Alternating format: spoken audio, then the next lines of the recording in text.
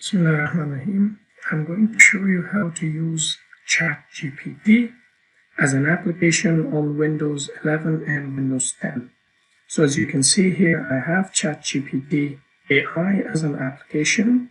So first I'm going to uninstall this so that we can reinstall it as an application. In order to uninstall it, I have to come to the Start menu.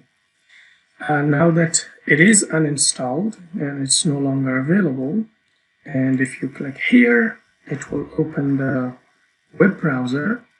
It isn't there. The application is uninstalled. In order to reinstall it, you have to open your ChatGPT. Here we go. The ChatGPT is here. And then you must have Microsoft Edge installed on your Windows. If you do have Microsoft Edge, you will have the ability to save web pages as applications for yourself. In order to do that, you should click on the menu, and here is an option for apps.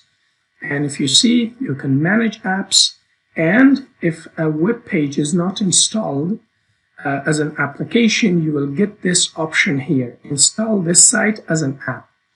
And here will be a list of all the other web pages you have installed as an application.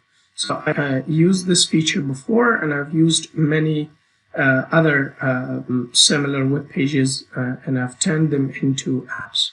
So you click on this one, and it will say, what do you want to name this web page? We'll say, let's name it ChatGPT and AI. And then you click install.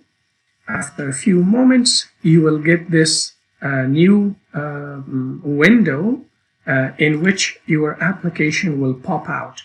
So here are some other informations. You can always access them from here.